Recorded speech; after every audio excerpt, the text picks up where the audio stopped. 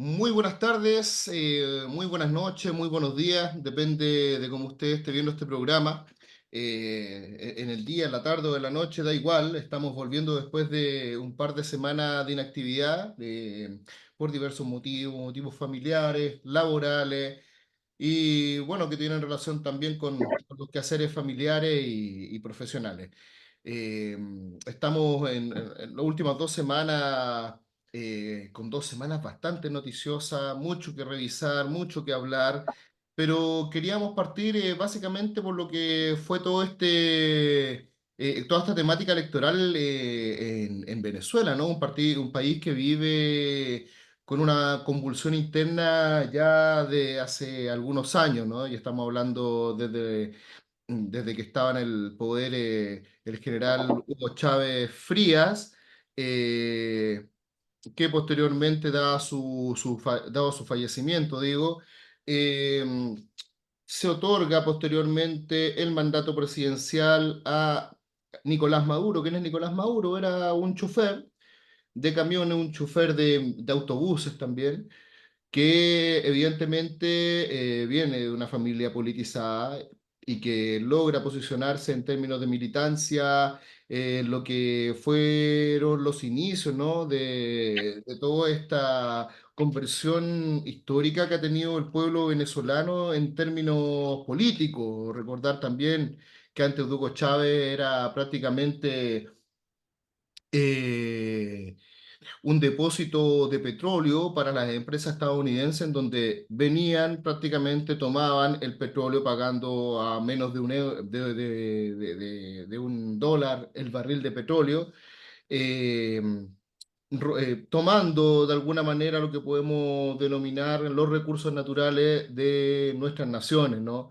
Nosotros no tenemos mucha diferencia con lo que es Venezuela, estamos un poquito más al sur, estoy hablando por Chile, bueno, es un país que también involucra otra historia, ¿no? No somos el pueblo venezolano, no somos el pueblo caribeño, tenemos características culturales que son completamente distintas y empezamos a abocarnos, ¿no? directamente con lo que fueron estas elecciones que están bastante fresquitas para el análisis. Y quiero saludar antes que nada a mi compañero Jorge Guzmán, a quien saludo desde acá, desde el viejo mundo, eh, para analizar, ¿no es verdad?, conjuntamente todo lo que fue este triunfo de Nicolás Maduro en Venezuela con un 51% de los votos, seguido por Edmundo González, que fue el candidato de la extrema derecha, liderada también por Ana Corina Machado, una ultraderechista de renombre en el continente siempre ha estado al lado de los sectores más cercanos, ¿no es verdad?, a una visión de extrema derecha, no a estas derechas que de alguna manera se sentaron a conversar en determinado momento y que participaron de las elecciones internas. Venezuela también cuenta con uno de los procesos democráticos más profundos de la región, tiene más de 33 elecciones a su haber, muchas más que en Chile, porque finalmente siempre tienen que buscar el reconocimiento democrático, el cual finalmente no llega. Hay diversos organismos internacionales que han dado cuenta de lo que han sido los procesos democráticos desarrollados al interior de este país y que hablan de que es uno de los más, podemos decir, serios, ¿no? y responsables del Sí, mundo, ni siquiera de América Latina, exacto. del mundo. Y para entrar en profundidad, queremos revisar quiénes son estos principales actores, ¿no?, que están hoy por hoy analizando esta victoria, en donde también encontramos a presidentes de América Latina y entre ellos nuestro presidente Gabriel Boric, con una posición la cual no deja de sorprender a nadie, ¿no? Una posición siempre ligada a los intereses del poder económico, del poder que de alguna manera viene bastante pauteado, ¿no? últimamente por lo que son los dictámenes de Washington. Reconocer o no reconocer a un país hoy por hoy pasa directamente por quién está o no está en sintonía con los poderes fácticos de Norteamérica, ¿no? De Estados Unidos de América. Y para analizar un poquitito quiénes son estos personajes, yo te quiero dar a conocer esta fotoreportaje, ¿no? De esta persona, Ana Corina Machado, en donde podemos visualizar acá en este pantallazo que esta señora ha tenido la desfachatez de pedir ayuda o intervención militar a países como Israel, ¿no? En cartas dirigidas al propio Netanyahu el año 2018. Estoy dando a conocer algunos antecedentes para que ustedes tengan la noción, ¿no? De quiénes son estas personas, porque muchas veces revisamos los diarios, revisamos notas de prensa y finalmente hablan como si fuesen demócratas, ¿no? Quienes están de alguna manera enfrentando o confrontando a Nicolás Maduro y a todo el movimiento de izquierda en Venezuela. Acá tenemos otro pantallazo que nos deja bastante claro quién es esta persona, ¿no? Que sale dando su apoyo y de ganar en las próximas elecciones, decía ella, trataría de trasladar la embajada de Venezuela a Jerusalén. Estas son dos perlitas, ¿no? Que nos permiten comprender un poquitito quiénes son, quiénes están detrás de estos procesos, ¿no? Estos procesos que han tenido consigo un sinnúmero de personajes bastante caricaturescos, como el mismo Juan Guaidó, ¿no? Que estuvo respaldado por diversos países de la Unión Europea, Estados Unidos y uno que otro pelafustán latinoamericano que de alguna forma u otra dejan entrever, ¿no es verdad?, que cuentan con un mandato único que se los bajan desde arriba, ¿no? Para entrar más en detalle, vamos a revisar también qué fueron estos tweets, ¿no? Que han dado tanto que hablar en estas últimas horas, ¿no? En donde encontramos también algunas opiniones emitidas por diversas figuras de la política latinoamericana, entre ellos el mismo Gabriel Boric y la estrella del momento, el neofascista Javier Milei. Eh, Acá está el tuit que envió una vez ya sabido los resultados electorales Javier Milei, dice: dictador Maduro afuera. Los venezolanos eligieron terminar con la dictadura comunista de Nicolás Maduro. Los datos anuncian una victoria aplastante de la oposición y el mundo aguarda que se reconozca la derrota luego de años de socialismo, miseria, decadencia y muerte. Argentina no va a reconocer otro fraude y espera que las Fuerzas Armadas, digo, esta vez defiendan la democracia y la voluntad popular. La libertad avanza en América Latina. Seguimos con el tuit de Gabriel Boric, que llama régimen, ¿no? A lo que es el gobierno actual de Venezuela, un juicio categórico, ¿no? Que ya en el título imposibilita visualizar cualquier orden de carácter democrático en todo el proceso, ¿no? Ya catalogar de régimen es estar en sintonía directa con planteamientos tanto teóricos como filosóficos con la extrema derecha. Acá no hay ninguna diferencia discursiva. ¿Ah? El régimen de Maduro debe entender que los resultados que publica son difíciles de creer. La comunidad internacional y sobre todo el pueblo venezolano, incluyendo a los millones de venezolanos en el exilio, exigimos total transparencia de las actas y el proceso, que veedores internacionales no comprometidos con el gobierno den cuenta de la veracidad de los resultados. Desde Chile no reconoceremos ningún resultado que no sea verificable. Bueno, no deja de llamar la atención este planteamiento de Gabriel Boric, que ante otros procesos inquietantes, ¿no? Como el proceso peruano con la dictadura de esta nueva presidenta que administra el país hermano del Perú, la señora Dina Boluarte, ¿no es verdad? no ha tenido una palabra ni un tuit para hablar de lo que son los procesos democráticos al interior de lo que ha sido el gobierno de Perú, ¿no? Recordar que el presidente Pedro Castillo fue destituido y encarcelado. Hasta el día de hoy Un no ha habido asesino, una ninguna golpista. defensa con respecto a lo que ha sucedido, ¿no? en este país. Y para darte la palabra, Jorge, quiero también revisar precisamente cuál fue la portada principal del diario peruano La República. Acá está, si es que lo puedes visualizar. Dice, fraude, ¿no? En Venezuela, vamos a agrandar un poquitito la foto aquí para que se pueda leer.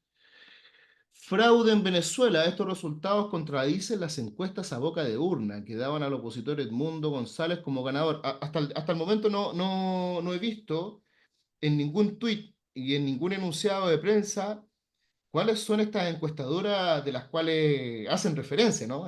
Todavía estoy esperando.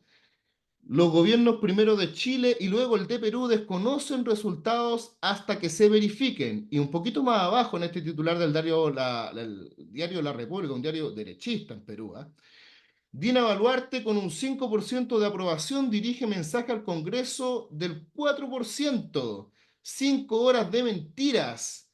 La intervención de la presidenta se hizo ante un hemiciclo vacío mientras las protestas arreciaban, dice acá. O sea, estos tipejos nos hablan a nosotros de procesos democráticos y elecciones democráticas en nuestro continente, de Milei a Boluarte. Y entre medio tenemos al presidente Gabriel Boric, que no se diferencia, repito, en términos discursivos en ninguna línea de lo que se está hoy por hoy visualizando en todos los diarios, ¿no es verdad?, de controlados de nuestra América Latina, siguiendo un hilo y un denominador común que ya lo veníamos visualizando, ¿no?, que es desconocer, ¿no?, las elecciones venezolanas, más allá de que se tengan o no se tengan todos los resultados y evidencias para ponerlo sobre la mesa y decir, ¿podemos abrir el proceso discursivo o discutir al respecto? Nada de eso parece posible y parece que hay una realidad única, ¿no? Y que es transversal tanto al mundo de la extrema derecha como a los sectores más progresistas. Jorge. Hola, ¿qué tal, Cristian? ¿Cómo estás, amigo querido? Buenas noches también a todos nuestros seguidores y amigos que nos están viendo. Desearte también un muy buen, feliz cumpleaños, compañero querido, en esta oportunidad. Para seguir conversando hoy día en este quinto capítulo respecto a una parrilla informativa que cada vez se vuelve más interesante, ¿no? No solo en Chile, sino en diferentes lados, lugares del mundo. Eh, y como tú muy bien realizaste una introducción respecto a lo que es el proceso que se llevó a cabo el día de ayer en Venezuela, ¿no? Y bueno, esto no es nuevo, ¿eh? El marketing político que viene dictado desde Washington y al cual también nuestro presidente adhiere, ¿no? A estos grupos de extrema derecha que ya conforman un bloque, no solo en América Latina, sino en el mundo, eh, viene a confirmar lo que muchos chilenos piensan, ¿no? De nuestro presidente, que nuestro presidente está muy lejos de ser Allende, ¿no? Está perfumado a un pachulí mucho más barato, ¿no? Más cercano al perfume del Banco Mundial y del FMI, ¿no? Y bueno, hablar de lo que es el proceso de revolución en el hermano pueblo bolivariano, ¿no? De Venezuela, al cual le damos una felicitaciones, ¿no? Por haber cumplido con un proceso eleccionario transparente, uno de los más transparentes, como tú muy bien decías, del mundo, ¿no? Es un proceso en el cual participan diferentes referentes y oferentes veedores del mundo sin distinción, ¿no? Incluso de los más altos de la esfera norteamericana, como el organismo del expresidente Carter.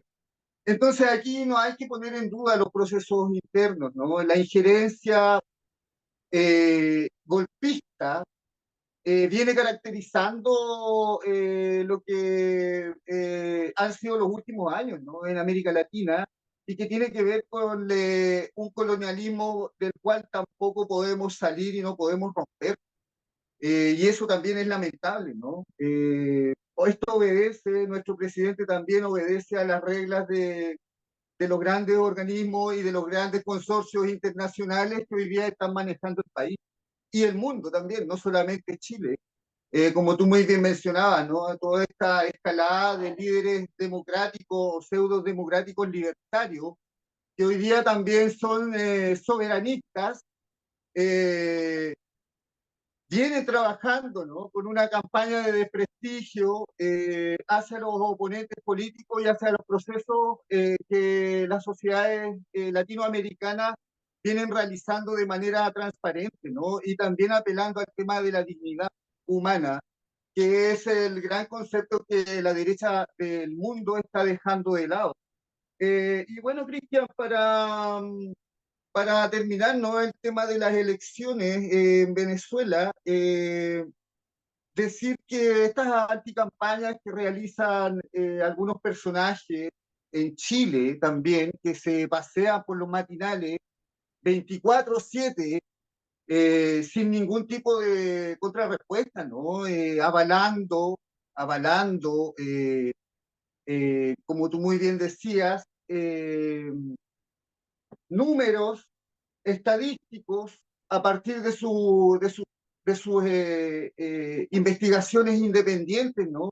Donde daba, por ejemplo, ayer 40 o 30% de mayoría absoluta a la derecha o a los opositores al régimen, al tema de Maduro, ¿no? Entonces, aquí el tema del marketing político está abierto en Chile también, es salvaje. Hay que tener cuidado, ¿no? Hay que tener cuidado con la información que hoy día está en el aire y que, como tú muy bien decías, le hace tan mal a algunos ciudadanos, ¿no? Que lo consumen y después lo repiten y lo transmiten sin ningún tipo de responsabilidad, ¿no? Así que, amigo querido, decir buenas noches. Por este lado está muy helado Santiago, como siempre en este tiempo. Y bueno, para seguir conversando, ¿no?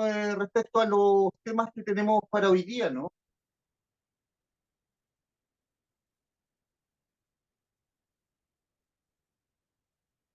No te escucho. Perdón, no, no, no, nada, que estaba ahí revisando algunos documentos. Sí, efectivamente, bueno, da mucho de qué hablar, ¿no? Todo el contexto de Venezuela, toda la implicancia, ¿no es verdad?, de estos agentes que viajan de distintos países del mundo, agentes de partidos de extrema derecha que armaron toda una polémica existencial por el hecho de que no fueron dejados entrar a Venezuela como veedores internacionales. Lo que no te cuentan es que tú para ser veedor internacional no tienes que ser un líder político o no tienes que contar con una presencia política, ¿no es verdad?, de representación popular. Y esto te lo dicta desde el gobierno de Venezuela. Imagínate, está en el ridículo que en España algunos militantes, no políticos, diputados y esta misma mujer que estuvo en Chile, Cayetana Álvarez de Toledo, que es de una de las familias de extrema derecha histórica, ¿no? De este país que tuvo presencia en Chile también para lo que fueron las elecciones de lo que fue el proceso constituyente número 1. Utilizaron a esta mujer, a Cayetana Álvarez de Toledo, una persona completamente antidemocrática, una familia franquista, también implicada en asuntos de derechos humanos en su momento, ¿no? Recordar que España estuvo más de 40 años con una dictadura de extrema derecha, que dejó hasta el día de hoy un país bastante convulsionado y con bastantes diferencias internas. Al igual que Chile. no ha logrado todavía superar etapas, pero de alguna manera cuentan con elementos mucho más democráticos que nuestro país, ¿no? Eh, y nada, agregar con ello de que estos personajes se hicieron ver como demócratas que viajaban, ¿no? A revisar este proceso político sin ni siquiera presentar la documentación adecuada para dicho proceso, sino que ellos pretendían entrar, ¿no es verdad? Que los detuvieran en el aeropuerto y que les dijeran, ¿saben qué? Ustedes tienen que volver a su país porque usted no puede entrar. ¿No? Desde el Ministerio de Exteriores de España le advirtieron que si ellos no contaban con la documentación necesaria, no podrían entrar, pero de igual manera fueron. Y esto salpica a muchas otras personas vinculadas a sectores de extrema derecha, como el mismo Kast y Rojo Edward, ¿no? Estos símbolos de lo que son los fascismos más recalcitrantes que podemos encontrar en el Barrio Alto, senadores, ¿no es verdad?, de nuestro país que tienen hoy por hoy un discurso ligado a la extrema derecha, no, sin ir más lejos, tenemos un cast que mentía abiertamente, ¿no? En el caso de Catrillanca, que él había visto los videos de los disparos, ¿no? Del enfrentamiento cruzado que hubo entre Carabineros y este muchacho Catrillanca que andaba en su tractor con un sobrino, ¿no es verdad?, arando la tierra y que fue víctima de todo el odio y el desprecio racial que existe dentro de estas policías que de alguna manera son instrumentalizadas por estos sectores tan adinerados y dueños, ¿no? De todos los latifundios del sol que financian también al mismo Kast. Recordar que este señor Kast es senador por la Araucanía. ¿Mm? Y es precisamente en la Araucanía donde se están dejando entrever las señales más recalcitrantes de lo que ha sido toda esta gestión gubernamental que sigue la misma línea de lo que fue en su inicio Piñera y que se ha llevado y se ha profundizado aún más, ¿no? Con toda una trama legal de por medio que ha generado la encarcelación de líderes mapuche que finalmente muchos terminan siendo liberados ante la falacia, ¿no? Y la escasa presencia de argumentos sólidos que de alguna manera legitimen la encarcelación de estos líderes. Jorge.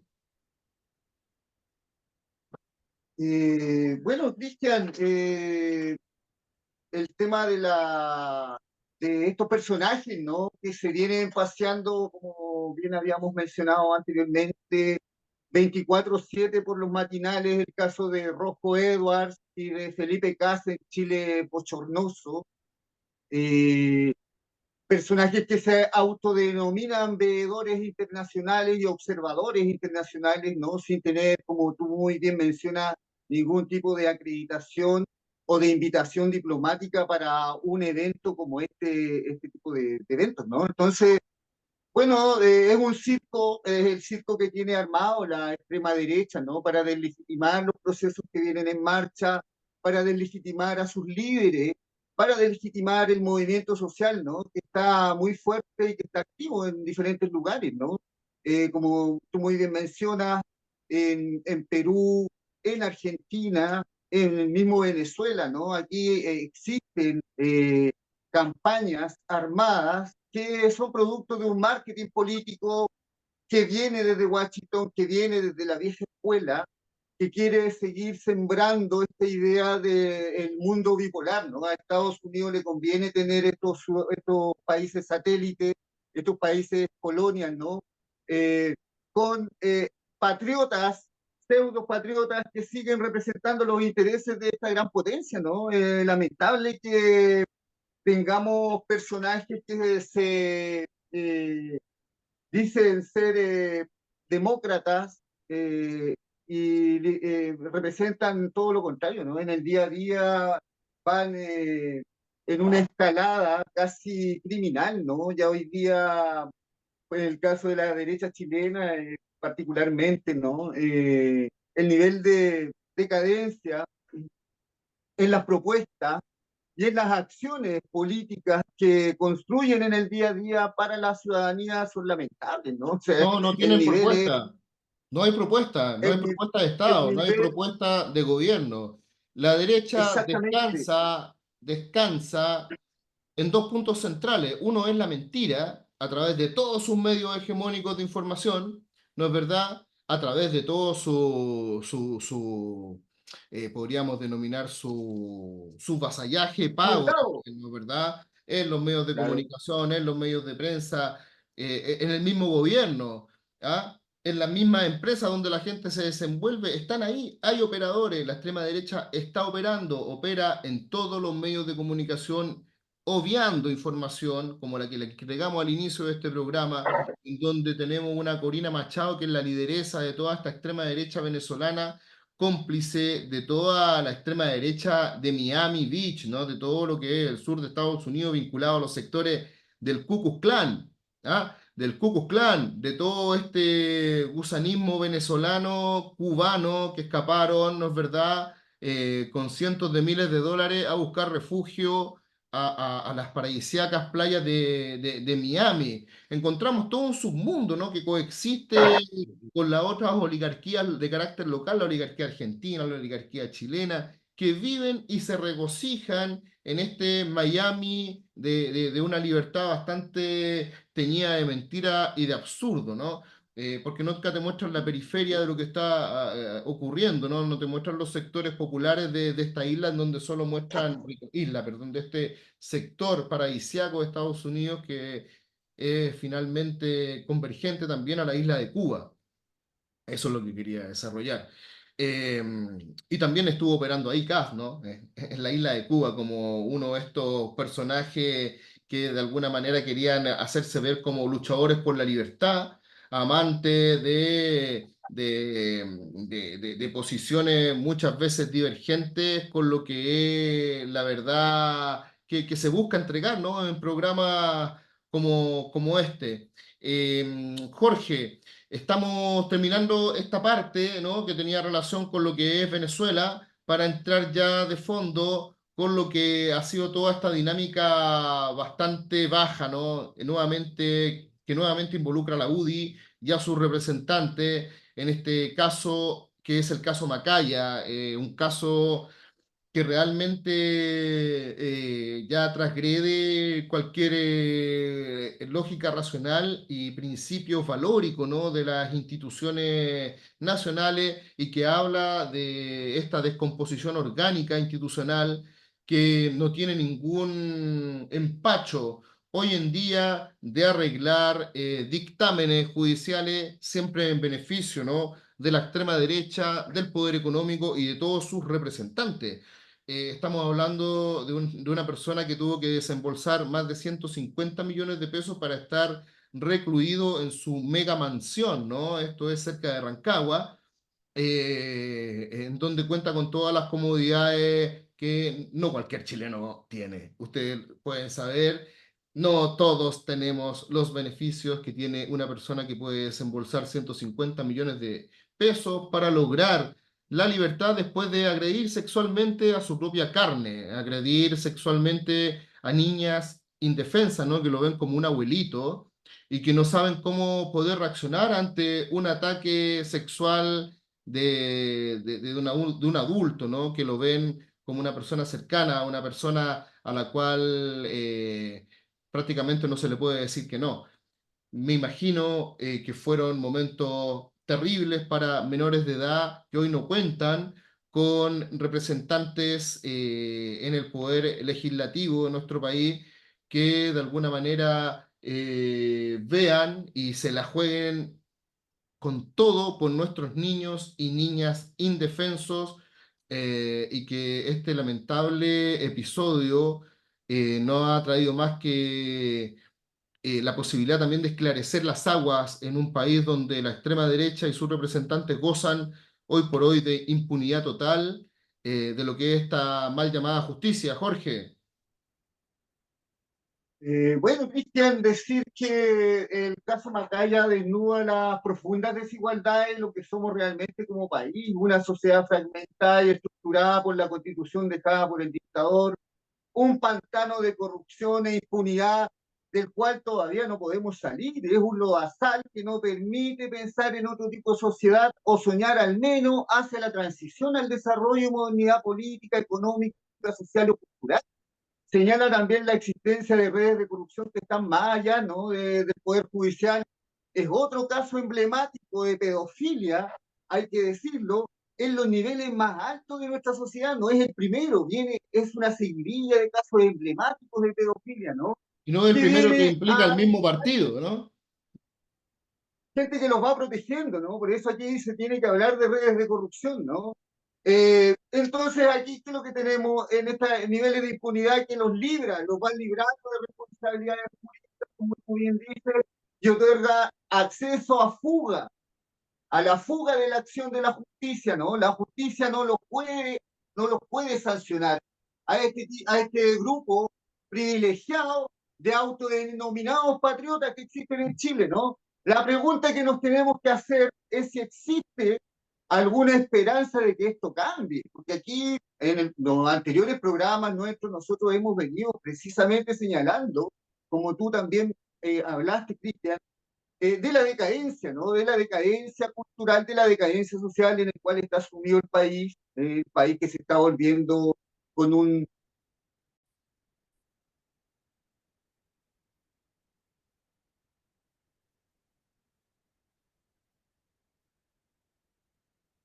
Bueno, como venía diciendo, un país que se está volviendo cada vez más impune, ¿no?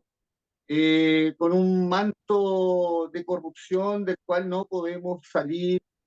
Y bueno, la pregunta es, ¿qué debemos hacer, no? ¿Qué es lo que podemos hacer? Si existe algún tipo de esperanza para que esto realmente cambie, ¿no?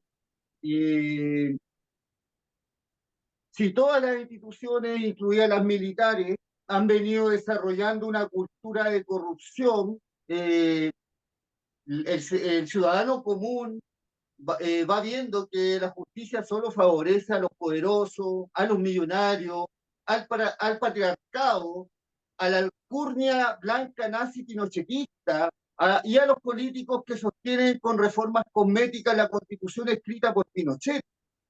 El Poder Judicial no debe prestarse a los gobiernos de turno o a los operadores políticos, porque la justicia no es un valor que le pertenece a los jueces, sino que es una potestad delegada que le pertenece a la sociedad y que debe permanecer intangible de todo tipo de corrupción. Entonces, nosotros aquí tenemos que plantear a los jueces, ¿no?, que se abstengan de sus criterios subjetivos, personales, o a realizar algún tipo de negocio particular, que es lo que está ocurriendo hoy día, ¿no? Estamos con un sistema judicial de jueces elegidos por ciertas personas, ¿no? Sin ningún tipo de representación democrática, elegidos al dedo. Estos jueces hoy día que se limiten a realizar una interpretación de lo que impone en la Carta Magna, ¿no? Que lamentablemente hoy día es pinochetista, pero que al menos respondan a eso, ¿no? Lo hagan de manera eficiente, con el mandato de justicia delegado por el pueblo de Chile y cumplan como corresponde, ¿no?, los debidos procesos judiciales. La impunidad de Chile actual es tremenda, me parece que es la radiografía de nuestro país, ¿no? Muchas personas ya lo plantean, no se puede entender Chile sin la impunidad y no se puede entender Chile sin el tema de las violaciones reiteradas y sistemáticas de los derechos humanos, ¿no? Nuestro país sigue siendo un país violentado, aunque algunos quieran e intenten, ¿no? Mirar hacia Venezuela, mirar hacia otros países de la región, y no estar mirándonos hoy día el ombligo, como se dice, ¿no?, en nuestro vocablo, ¿no? Entonces yo creo que es importante que quiero terminar diciendo sobre el tema de la niñez también, ¿no? Eh,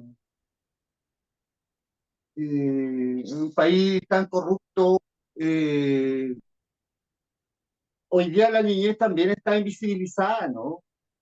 No, Está totalmente. muy... Y no solo está- invisibilizada, sino que además se le pone el pie encima por parte de un senador de la República. O sea, yo te quiero recordar, Jorge, algunos de los enunciados que hizo Macaya en televisión, estoy hablando del senador, no de su padre, en donde él hacía alusión de que este tipo, el padre, fue grabado sin su consentimiento, ¿no es verdad?, en un entorno familiar. O sea, de qué estamos hablando? Una niña tiene que tener el consentimiento del degenerado y de la familia para poder ser grabado en un acto impúdico. Estamos hablando de que un degenerado tiene que tener tiene que permitirnos, ¿verdad?, que el agredido, en este caso, una niña menor de 14 años, por lo que entiendo, tenga, ¿no?, la forma y le explique qué es lo que ella pretende hacer para evidenciar la agresión sexual de su abuelo. Son preguntas que quedan abiertas, ¿no? Para, Claro, para a mí, poder expresar este tipo de comentarios. Había por incluso, eso a mí, dentro de una entrevista que leí en La Tercera, decían que preferían mantenerlo en secreto familiar. Entonces, si preferían mantenerlo en silencio familiar, estamos hablando de que son varios los implicados en la familia, ¿ya?, encubridores de un acto de agresión sexual hacia una menor de edad. Ayer, sin ir más lejos, aparecía el hermano del violador, el hermano del agresor sexual, en la parcela de esta familia latifundista, en una de sus tantas parcelas, diciendo que la niña era una loca, abiertamente, y grabado por un sinnúmero de manifestantes que dieron a conocer este video que se ha masificado y que incrementa este nuevo pre, preambiente, ¿no?, de estallido social. ¿Ah? Porque sin ir más lejos, después, inmediatamente después de sabido, ¿cómo se llama?, la pena que afecta a este sujeto, un sinnúmero de mujeres se acercaron a la sede de la UDI a manifestarse con gritos, cánticos y pancartas por un partido que, como bien tú lo dijiste, no es primera vez que está ligado o que sus representantes están ligados a actos relacionados con abuso sexual de menores. Ya te quiero recordar el caso Spiniak, donde un sinnúmero de personas que nunca vamos a saber, ¿ah?, su procedencia por un tema de los círculos oligárquicos del barrio alto, los círculos de las familias más pudientes del área metropolitana de Santiago, pudieron haber participado o participaron de estas fiestas bacanales con menores de edad, con chicos que viven en situación de calle y que de alguna manera empapó, ¿no?, a todos estos sujetos. Me recuerdo que fue Jovino Novoa el afectado, donde hubieron algunos de los afectados, ¿no?, que eran niños menores, hicieron incluso descripción física del sujeto. De Gemita Bueno nunca más supimos, del cura hermano del Rumpi tampoco, pero de la UDI ya hemos sabido de más casos, y este es el caso que de alguna manera dinamita muy próximo, ¿no?, a lo que son las elecciones de alcalde, y que de alguna manera esperemos que repercuta, ¿no? Si no fue por el tema político, la corrupción, que sea por el abuso sexual y todo lo que conlleva, ¿no?, el mantener a una persona a sabiendas de que él sabía de todo el proceso interno de descomposición que traía consigo esta acusación hacia su padre, ¿no? bueno, bueno, a mí me gustaría también para ir terminando el tema de la pedofilia, hay que decirlo con todos sus nombres, eh, y también sobre esta niñez invisibilizada, ¿no? Jorge, Jorge, Sí, disculpa que te dime. interrumpa, solo te quiero decir un nombre antes de darte la palabra. además, dentro de toda esta trama, ¿no? Que es una trama judicial, ¿no? La que estamos hablando, está también involucrado este Lucho Hermosilla, ¿no? Que también en sus audios hace referencia directa, ¿no? A contar con señoritas para organizar fiestas sexuales. Entonces, yo creo que acá hay bastante evidencia que nos permitiría, sin ir más lejos, poder pensar, ¿por qué no? Pensar que en todos estos escenarios de poder, en donde están sujetos, no es verdad, eh, están sujetos estos personajes cercanos al mundo político, ¿no? Pero no a cualquier mundo político, sino que estamos hablando de mundos políticos de extrema conservadurismo, ¿no? De extremo conservadurismo, son contra el aborto, contra cualquier planteamiento que el feminismo ponga sobre la mesa, son altamente conservadores, ¿no? En términos de principio de ampliar los términos democráticos, pero a ciencia cierta, los bajos instintos, la perversión y la defensa de la perversión ha sido parte de la historia de la UDI, sin ir más lejos, el mismo Krasnov y todos los asesinos criminales, violadores de mujeres, de niñas, que hoy por hoy están en un hotel 10 estrellas como Punta Peuco, ¿ah? Eh, hablan y dan señales claras de quiénes son quienes componen estos grupos sociales, ¿no? Bueno, decir que mientras más estúpido el hombre, más sexo desea.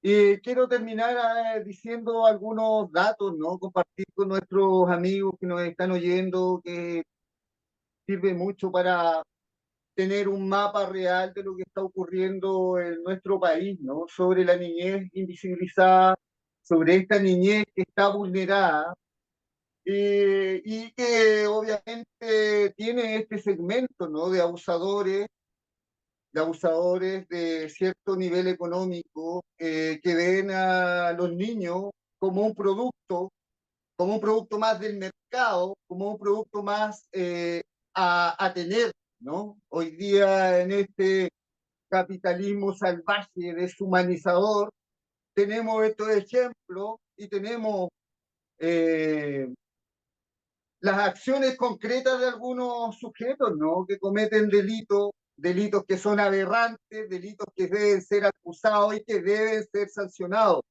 Si hay algún tipo de delito hoy día en Chile, obviando todo lo que han cometido los perversos miembros de las Fuerzas Armadas y de orden en Chile, creo que los crímenes y lo que tiene que ver con la violencia contra los menores es el acto más repudiable que debe existir dentro de la sociedad y es y debe ser sancionado. Y bueno, para terminar diciendo y terminar este tema, ¿no? Que es un tema muy sensible que afecta mucho, a mí me gustaría compartir algunos datos. El país tiene más de 4 millones de niños y 7 de cada 10 sufre algún tipo de maltrato en sus hogares y los niños manifiestan que reciben el tipo de violencia de parte de padre o madre. 19,5 de los niños y niñas víctimas de violencia psicológica, 25,9 es víctima de violencia física grave, 21% de ellos consume medicamentos para mejorar su rendimiento o comportamiento. El 53,4% de los niños y niñas de Chile que han sufrido violencia física grave cree que el castigo físico sirve para la formación de los hijos en la vida futura. Cada 1.000 niños, 2 niños se encuentran separados de sus familias por sufrir algún tipo de violencia física o sexual. Y según la UNICEF, son datos reales, ¿no? El 71% de nuestra infancia ha recibido algún tipo de violencia por parte de familiares, lo que es muy grave, ¿no? Porque esto ocurre en todos los estratos sociales. Aquí no podemos diferenciar entre gente de la alta derecha o no. Aquí está ocurriendo un fenómeno que es muy grave y hay que ponerle un paralelo, ¿no? ¿Qué vamos a hacer? Tenemos que preguntarnos qué vamos a hacer. Así como vemos que el sistema judicial no funciona que Carabineros no funciona, que la institución de la Fuerza Armada no funciona. ¿Qué tenemos que hacer los ciudadanos corrientes? ¿Tenemos que intervenir nosotros o no? ¿Qué vamos a tener que hacer? No, cuando el 8,7% de los niños ha sufrido abuso sexual. Y hoy día, el tema más alarmante es que las tecnologías de información también están exponiendo a nuestros niños a sufrir violencia, abuso sexual y explotación sexual en línea, online, ¿no? Más conocido como el grooming, un fenómeno que aumentó exponencialmente la última década. Solo para que se hagan una idea, 1500%. Más del 80% de esos menores tiene menos de 10 años y el 93,1% son niñas. Así que las cifras son alarmantes. Como padre, como personas responsables del cuidado de menores, el llamado es a proteger a nuestros niños, a estar con ellos constantemente, ser muy vigilantes. Hoy día se acepta mucho el concepto se rechaza mucho esto del concepto del papá helicóptero, ¿no? Del papá que está ahí constantemente monitoreando al niño, al joven, ¿no? A los niños hay que tenerlos cerquita, hay que tenerlos al lado, es responsabilidad de los mayores. Todo lo que les ocurre a nuestros niños es responsabilidad de los mayores. Y yo quiero terminar diciendo sobre este tema, ¿no? Que es gravísimo, que ya colapsa cualquier tipo de análisis, más allá de el humano y el sociológico, el antropológico, ¿no? Aquí tenemos que poner sanción. Se tiene que acabar la impunidad que viene heredada desde un pinochetismo y desde una carta magna que no podemos salir, ¿no? No podemos salir. Negligencia es la palabra. Negligencia es la palabra que aplica para toda una sociedad enajenada y autocentrista que rechaza y descuida la capacidad que nosotros debemos tener para proteger a nuestros niños contra todo tipo de daño, ¿no? Así que bueno, amigos, más que decir esto que nos emociona y que nos molesta, como a todas esas mujeres que han salido a manifestarse y como todos esos jóvenes valientes que hoy día nuestros estudiantes que también están dando la cara para rechazar este tipo de actos, ¿no? Hay que sancionar. Macaya tiene que ir preso y la ley contra la pedofilia en Chile tiene que llevar el nombre para que sirva de ejemplo y para que sirva de experiencia para las nuevas generaciones. Actos como estos deben ser sancionados y deben ser con clase efectiva, no en sus ranchos, como tú muy bien decías, ¿no?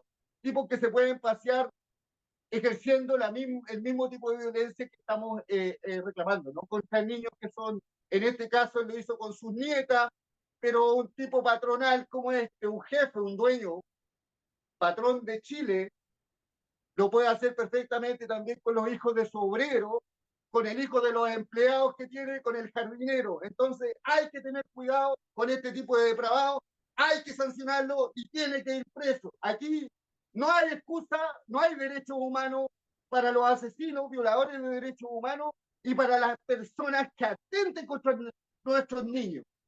Eso nomás, pues, compañero. ¿Qué más puedo decir? Es un tema que es indignante. Nada, bueno, hay muchas cosas que decir, ¿no? Tenemos también el trato, ¿no? Que tomó este violador, no sé si violador, entiendo que es por penetración, no sé si el tipo penetró o no penetró a la víctima. Lo que sí sabemos es que fue un abusador sexual que está sufriendo hoy 6 años de presidio. Muchos dicen de efectivo, pero veremos. No hay que tener una bola de cristal para ya saber más o menos para dónde va la micro. O sea, lo vamos a ver enfermito, lo vamos a ver en algún hospital y lo vamos a ver después en su casita, en su mega mansión, ¿no es Tal verdad? En cual, la comuna de Rancagua, tal cual. donde, bueno, ya sabemos ya cuáles son las características de los campesinos y de los latifundistas y esta relación de prácticamente histórica, ¿no? En donde el encomendero todavía cuenta con la lealtad de de sus trabajadores. Lamentablemente, son sectores que cuentan hoy por hoy con una alta votación para los sectores más extremos, ¿no? Para toda esta extrema derecha que hace y deshace en estos sectores más campesinos, por así decirlo, ¿no? Se llama una tesis, ahí tenemos un tema de tesis, ¿no? Es lo mismo que está pasando en la región de la Araucanía, en donde vemos a Mapuche votando por extrema derecha, ¿no? Mapuches contra mapuches, pueblo contra mapuche, pueblos contra pueblo, pero finalmente los que menos perjuicio sacan de todas estas condiciones son los dueños del capital y sus representantes, ¿no? Es lo que ocurre con este trato preferencial que ha tenido este hombre, Macaya, que cumplía un arresto domiciliario, como ya dijimos, en su mansión exclusiva en lo que era la sexta región, Rancagua. Vuelve a su casa en un vehículo blindado de alta gama, ¿no? Resguardado con todos los servicios a disposición. Y por el otro lado tenemos a Daniel Jadwe, que ya fue básicamente sacado de su cargo, cumplió los 45 días de presidio que estipulaba la ley y que, bueno, llevó a que el Consejo Comunal tomara la decisión de nombrar a su delfín, ¿no? A Fares Jadwe como alcalde. No sé si oficial o interino, ahí tendría que ver bien.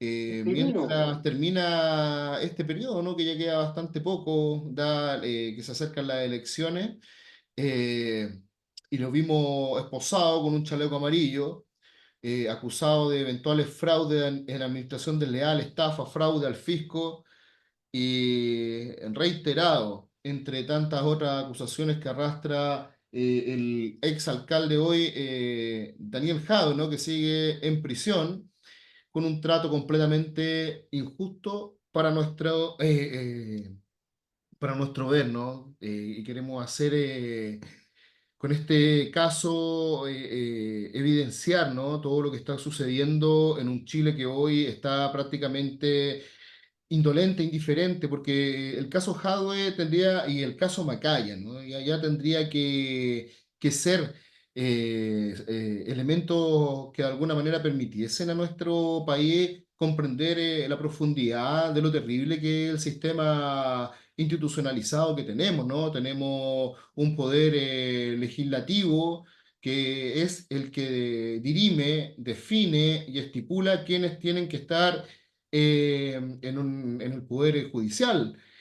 ¿Quiénes son los componentes de este poder que debiese ser autónomo, ¿no? Pero que es regido bajo la lógica de la corrupción, bajo una lógica de dos para ti, dos para mí, y que finalmente entrega a este binomio que se repartió el país por largos años, concertacionista y de extrema derecha, eh, toda la potestad para hacer y deshacer en un sistema con un profundo olor a cloaca que de alguna manera eh, deja entrever todos los días, ¿no? A raíz de estos mismos audios de Hermosilla, toda la trama judicial y las implicaciones, ¿no es verdad?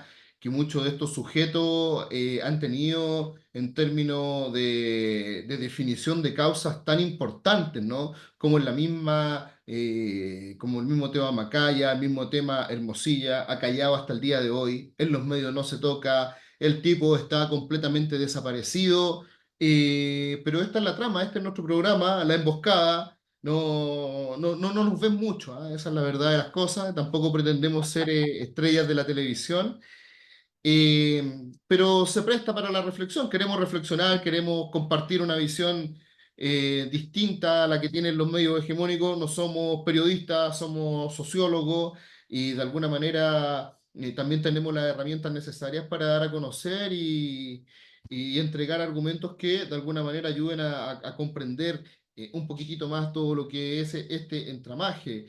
Vemos hoy en día también voces, ¿no? Muy entrelazadas con los mismos discursos de la extrema derecha, y no solamente vemos a Boric apoyando o negando, ¿no?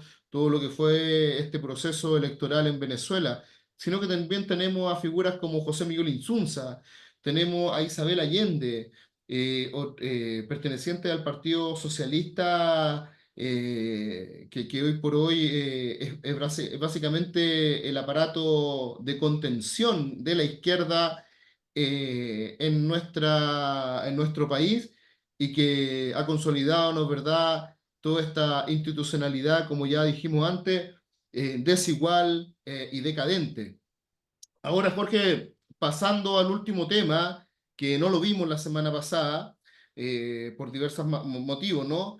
Pero teníamos que revisar todo lo que fue el atentado a Donald Trump, ¿no? Que finalmente termina pasando al ámbito internacional, termina por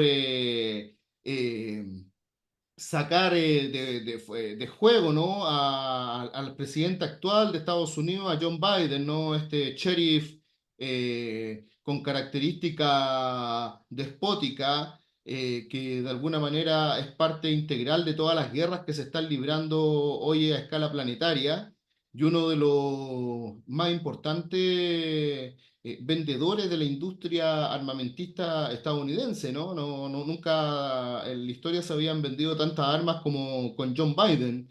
Dentro de las cinco empresas de armas más importantes del mundo, encontramos a cinco empresas estadounidenses.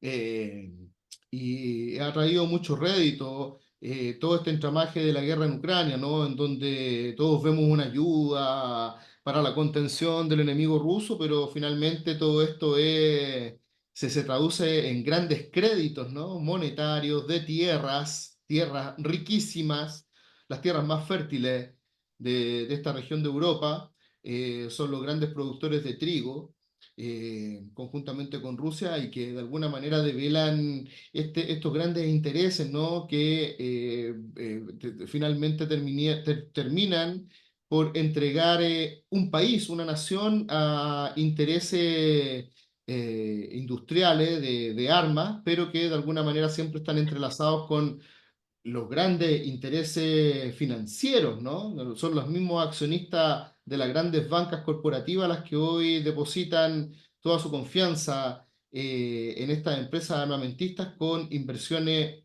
pero muy importantes. No sabemos todavía qué tan importantes son esas inversiones, pero son los mismos actores que entrelazan este mundo que es dirigido y orquestado desde el imperio, ¿no? El imperio que hoy por hoy se hace de esta humanidad, pero que vemos eh, que hoy manifiesta una decadencia existencial, dado que muchos países están acercándose a otras formas de intercambio económico. Sin ir más lejos, el mismo Arabia Saudita ya no hace sus transacciones en dólares, sino que en su moneda local.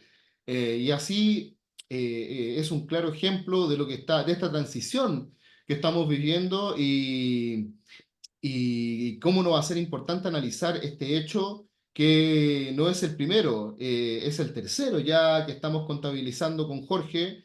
Contabilizamos primero el que tuvo relación con el atentado del presidente.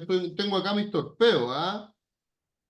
Tengo acá mis torpeos, pero terminaron con un atentado contra el presidente eslovaco, el asesinato del presidente iraní y con este atentado contra Donald Trump. ¿Qué tienen en común estos tres puntos?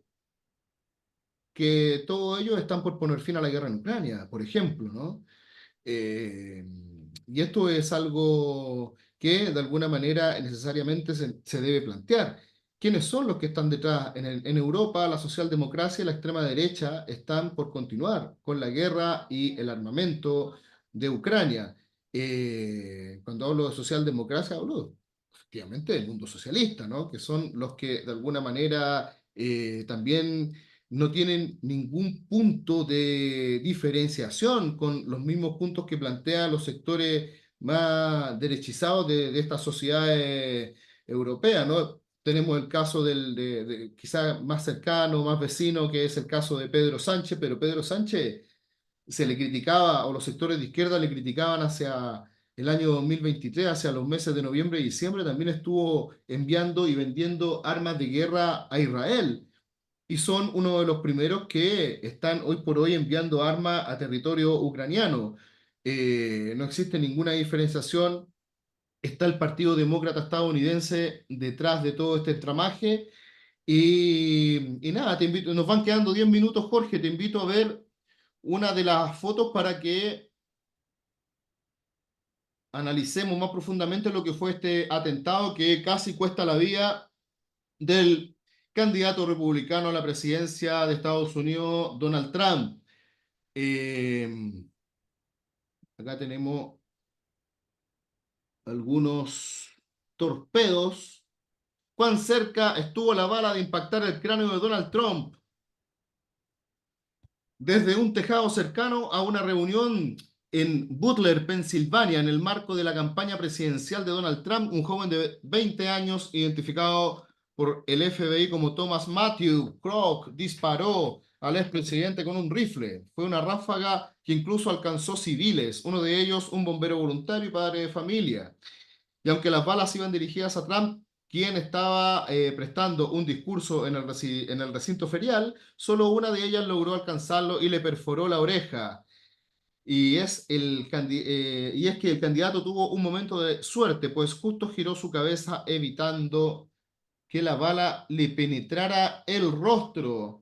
Y acá, número dos, tenemos como dijimos anteriormente, fue herido en la oreja derecha. El joven había subido al edificio a 135 metros desde el escenario donde estaría Trump, que había sido considerado como riesgoso, pero que finalmente no fue resguardado. En el lugar había un equipo de francotiradores y otros agentes de respuesta rápida en caso de cualquier atentado contra el expresidente y los oyentes. No obstante, no haber cubierto el edificio fue un fallo de seguridad que terminó con un muerto y varios heridos. Y acá tenemos una fotito que muestra cómo la bala pasa. Nos verdad una foto de Doug Millis, equipo de prensa de la Casa Blanca, donde se ve la bala, ¿no? Pasar por atrás de la cabeza o por el lado de la cabeza del representante republicano, los sectores más extremos de la derecha estadounidense, Donald Trump, ¿no?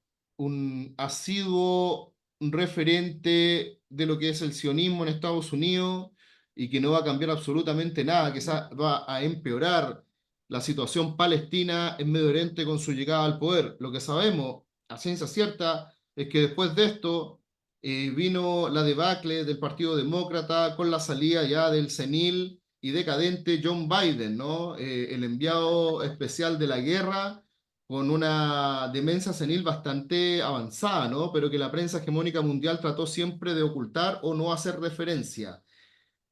Jorge Guzmán, te quedan 6 Cristian, minutos. bueno, decir que el intento de magnicidio contra Donald Trump representa el fin de una era, ¿no? Y termina la hegemonía de Estados Unidos, que es un proceso de descomposición que viene ocurriendo desde terminada ya la Guerra Fría con la caída del muro de Berlín.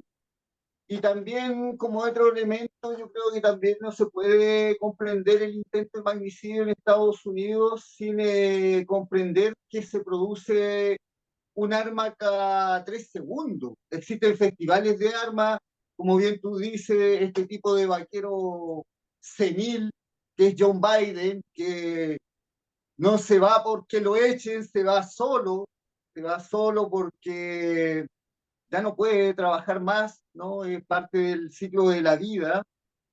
Y el tema de la arma también es posible por la segunda enmienda, ¿no? Que está en la Constitución norteamericana y también por la primera, donde millones y millones de ciudadanos norteamericanos lo ven como un derecho adquirido por gracia divina, que también es todo un tema religioso, ¿no? Que hoy día estos grupos extremistas de supremacistas blancos norteamericanos, ex soldados, liga mucho el tema de las armas con la religión, ¿no? Para dar ejemplos, el año 2022 la Corte Suprema norteamericana amplió el derecho a llevar armas de fuego en la calle.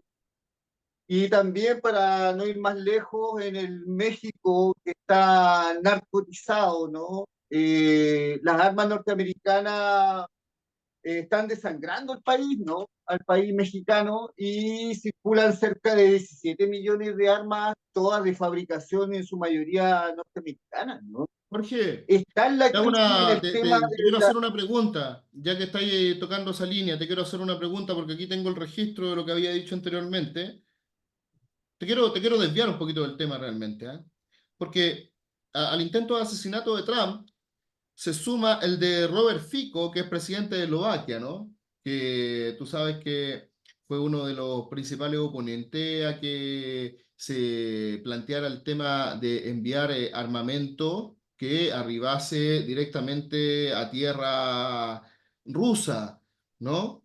Esto le ha traído mucho apoyo al presidente Fico y casi le cuesta la vida también hace unas semanas atrás A Cristina recibió Fernández un ataque también. directo, la muerte del presidente de Irán, Ebrahim Raisi, en un accidente de helicóptero, el cual nunca vamos a tener claridad, ¿no? Qué es lo que realmente ocurrió. Y finalmente se desencadena este otro proceso. Eh, no sé, se me vino incluso el intento de magnicidio a Cristina Fernández, que en Argentina ya la prensa lo echó al olvido, ¿no? Ya no es tema. ¿Qué está No, pasando? no son temas porque son temas armados por la derecha. Aquí también va a pasar con cualquier político que sea emergente y que sea una real amenaza para una extrema derecha que es asesina y que no va a cambiar sus prácticas, ¿no? Aquí la derecha no va a cambiar sus prácticas, viene con un marketing político que no solamente tiene dado por las redes y la Pero Donald utilización Trump es de... la derecha en Estados Unidos. Sí, obviamente, pero yo quería volver al tema de las armas, porque el tema de las armas es muy importante seguir hablando del tema de las armas, porque es lo mismo que está ocurriendo en Chile. En Chile tuvimos ayer o antes de ayer se está visibilizando el caso de un hijo, un niño de 7 años, hijo de matrimonio de carabinero, que le enseñó a disparar armas a su hijo de 7 años y el niño, después jugando, mató a un niño de su edad. Entonces, ¿de qué estamos hablando? Aquí el tema de la tenencia de armas es importante, hay que ponerlo sobre la mesa, ¿no? En Estados Unidos lo pusieron como un tema de salud pública, lo pusieron como un tema de crisis de salud pública. ¿De qué estamos hablando? La mayoría de Estados Unidos, de personas que viven en Estados Unidos, han vivido algún tipo de incidente relacionado con violencia por uso de armas, de fuego.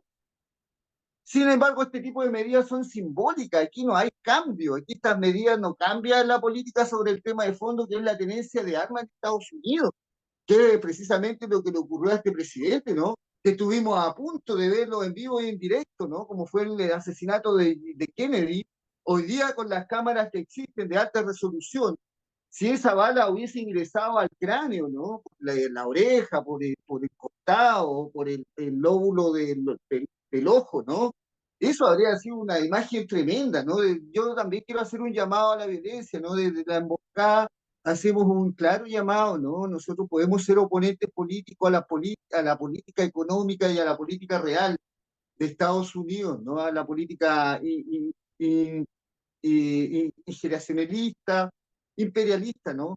Pero más allá de eso, no creemos en la destrucción de nuestros oponentes políticos con este tipo de elementos, ¿no? El arma, la bala, el misil contra los oponentes políticos hoy día tiene que ser sancionado, tiene que ser desterrado, tiene que ser eh, sacado, ¿no? Desde lo que son las prácticas reales de la política y en estados que tienen relación con el narcotráfico, con el lavado de dinero, ¿no?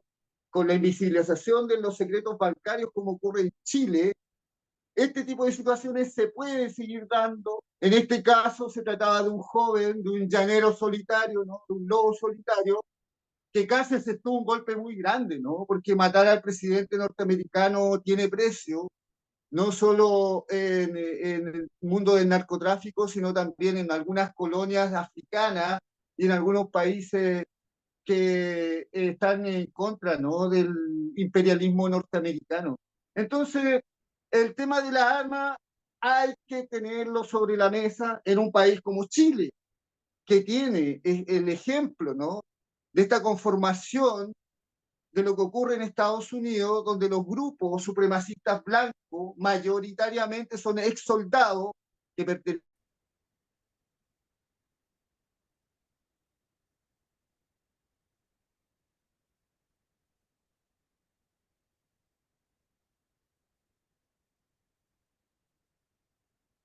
Cristian, hola, ¿qué tal? Bueno, como estábamos hablando del tema de la tenencia de armas, ¿no? Hay que tener responsabilidad, por ejemplo, el año 2019 en Estados Unidos, transcurridos solo 200 días, se registraban más de 250 balaceras. El año 2022, el promedio de personas muertas por disparo fue superior a 2 por hora. Y el año 2023 hubo más de 170 tiroteos masivos. Y para que comprendamos un poco qué se entiende por tiroteo masivo, es cuando existen de 4 a 5 personas con impacto de bala o muertas, ¿no? Ese es el concepto estadístico y el concepto real que están utilizando los norteamericanos para describir lo que está ocurriendo con la tenencia de armas, ¿no? Es salvaje. Cada vez vemos asesinatos masivos de niños perpetrados por los mismos compañeros de curso, ¿no? En universidades, en establecimientos privados altamente vigilados hoy día, ¿no? Con detectores de armas antes de que los niños ingresen a clases, ¿no? Entonces, la crisis norteamericana no se puede entender el intento de magnicidio, ¿no? De un presidente que en este caso es el cuarto o quinto presidente que sufre algún tipo de evento como este, ¿no? La cultura norteamericana se basa en la violencia, se basa en el porte de armas. Solo para dar otro ejemplo también, desde el año 2016 y entre el año 2021, el número de muertes aumentó en 6.000 y el número de adolescentes asesinados o heridos aumentó en un 47% y el de niños en un 60% en 4 años, 4 o 5 años. Esta es alarmante. Y son políticas mundiales de seguridad que hoy día también quieren instalar en América Latina, también quieren instalar en Chile, ¿no? Hay que tener cuidado con estos patriotas libertarios, soberanistas, nazis, pinochetistas que hoy día quieren imponer un tema de seguridad, como en la Araucanía, como en Santiago o como en cualquier parte, ¿no? Aquí hay que tener cuidado con el tema de la tenencia de armas, hay que ser responsable, es un número sombrío la cantidad de víctimas por violencia armada, ¿no? El año 2023 cerró con una media de 2 tiroteos al día en el Estado norteamericano, en el gobierno norteamericano, ¿no?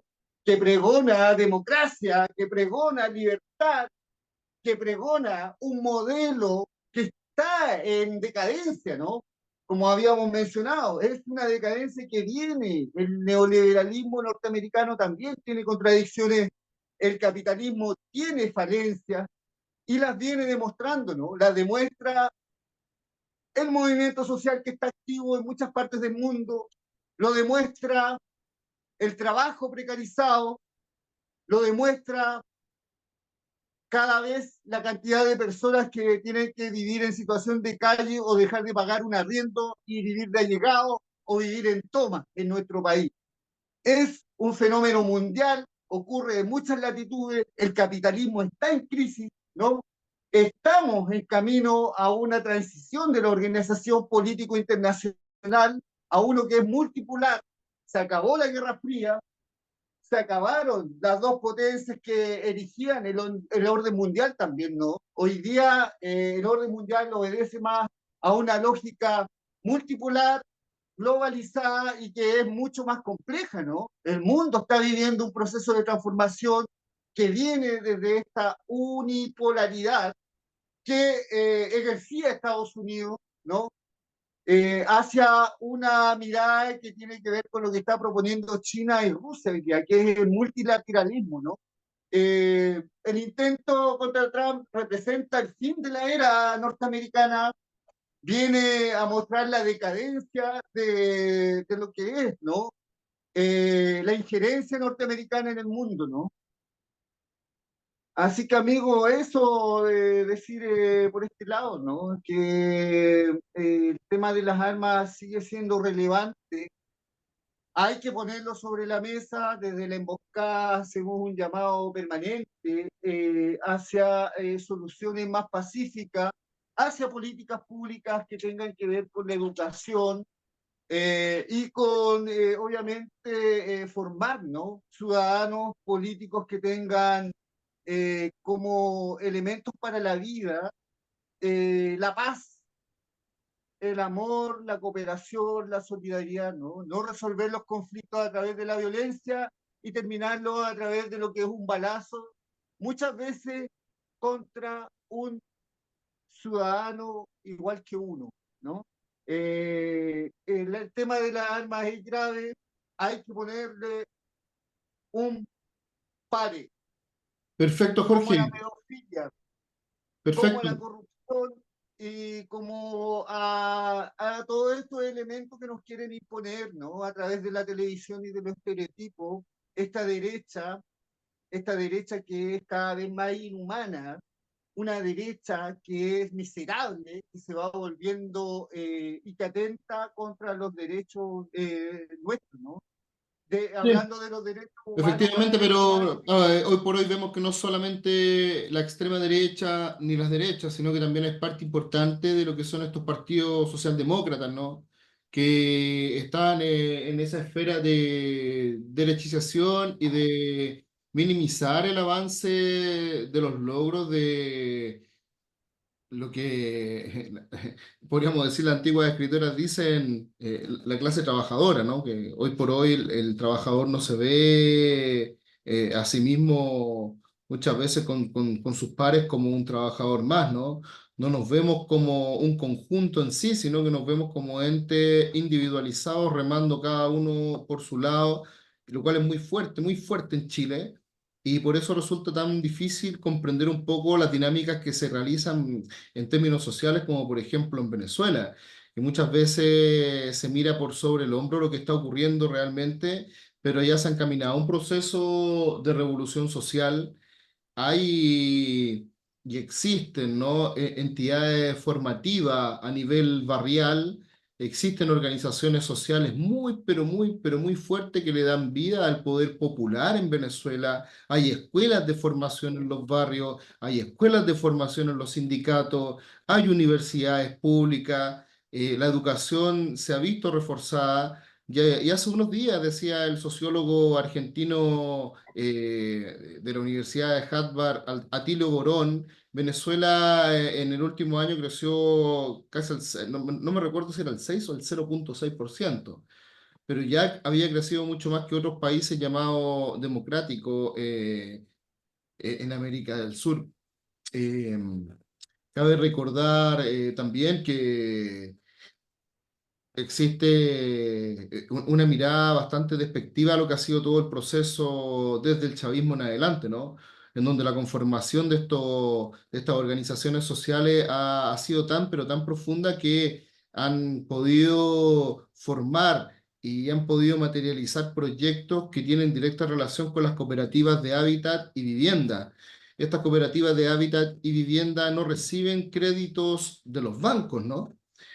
Y es aquí el principal problema que enfrenta el chavismo y toda esta visión de mundo que también podemos considerarla más social, un Estado social y no un Estado neoliberal como el leproso Estado chileno. Y no quiero decir con esto que el país es malo, quiero decir que el Estado está tomado por una lógica corrupta que ha dado vida y cabida a las prácticas corrosivas que han perforado los poderes del Estado y que nos tienen entre los países más corruptos de América Latina.